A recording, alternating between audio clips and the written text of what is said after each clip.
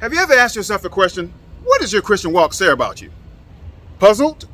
You won't be after you watch this episode. Why? Because our actions speak louder than our words.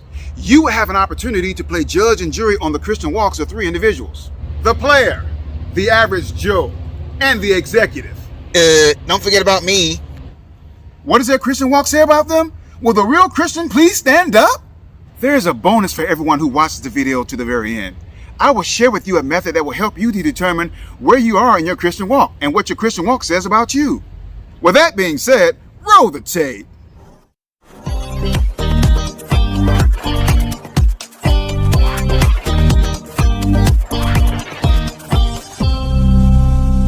Hey baby, I just called to let you know that I've been legally separated for 3 days now. Wow. So that means that it's time for us to take our relationship to the next level. Now I know the last 6 months we've been filling each other out, and there is an animal attraction that you and I both have. And so I feel like it's time for us to hook up. So how about I pick you up at 7 o'clock tonight? And listen here, baby, why don't you wear that sexy little red dress you got? Because in that dress, baby girl, you hit all the curves, and I like it. See you later on tonight, baby. Talk to you soon. Ciao. I am really looking forward to Bible study tonight. We are studying about the rapture and the end times. Our world is a hot mess. I wonder, at what point will God get sick of all the shenanigans going on planet Earth? One could argue that the times now are just as bad as they were in the Sodom and Gomorrah days. Sadly, we have to shut down our operation in Florida by the end of the year. I feel so sorry for those impacted, but why should that misfortune affect my bottom line? If I could just lay everyone off 2 days before Christmas, I could still collect my $100,000 bonus. I feel sorry for those people, but no way am I going to miss out on my money. Your mission is to help to spread the good news by helping this channel to grow. Hit the subscribe button and ring the notification bell in 5, 4, 3, 2, 1. Mission accomplished. Congratulations, you've done your good deed for today. Thanks for subscribing. In chapter 22, verse 39, Jesus says, "And love thy neighbor as thyself." Love is an action word. So Come on, Pastor Long-Winded. I've heard this message before. I get it. Love thy neighbor as you love thyself. Matthew 22:39. What time is it? Hurry up, man. The Dallas Cowboys and the New England Patriots play today at 1 o'clock, and I'm going to be ticked off if I miss the kickoff.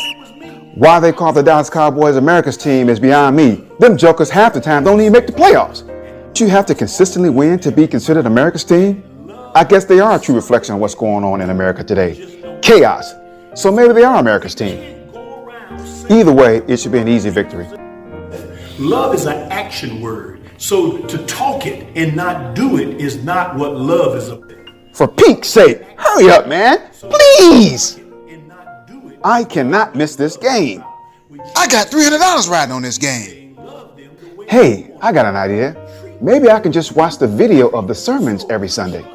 That way I never miss a Patriots game. Yes, that's a great idea. Killing two birds with one stone. I like it. Man, you ain't done yet. You must be going for the Guinness Book of World Records for the world's longest sermon. Come on, let's get this over with. And so we can't go around saying I have the love of Jesus in my heart and then we don't demonstrate it by our behavior. We get ready to lead the service. So shake somebody's hand. Man, I ain't got time to shake nobody's hand. The game starts in 5 minutes. Look here, did you hear about Steve and his wife? You ain't heard this from me, but Steve's seeing his little sexy little mama on the side. Baby girl is an Instagram model. Good night, Irene. She got front and back. Girl, that's so fine. Here she is right here. And you won't believe this, man, but she's wearing a bathing suit, but I'm not even sure why they call this a bathing suit, because you can pretty much see everything. Check out. As much as I like to check out, I bet not, considering I got this lust problem. Lord, give me strength. No, brother, that's okay. I'll pass on checking her out. But I hadn't heard about Steve and his wife. But truthfully, it's none of my business. What Steve does is Steve's business. I got enough stuff to worry about in my own backyard. But I will tell you this. The decisions that we make in life have consequences, both good and bad. So Steve will have to deal with his consequences. Suit yourself.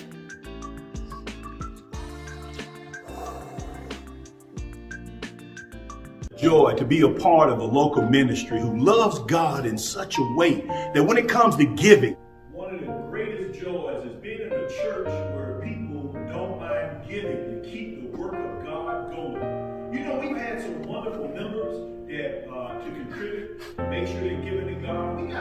$10,000 check that was given last month to the church. And we're just so grateful to have those that love the Lord to the degree where their money is not their God. This is just a joy to worship with such choice servants of God. Thank you, members. Thank you so much. Excuse me, Pastor, I must say this, but that $10,000 donation that you talked about, you know it and I know it and everybody else knows it, that I am the person that gave that money. I have to say God has blessed me, so I wanted to bless the church.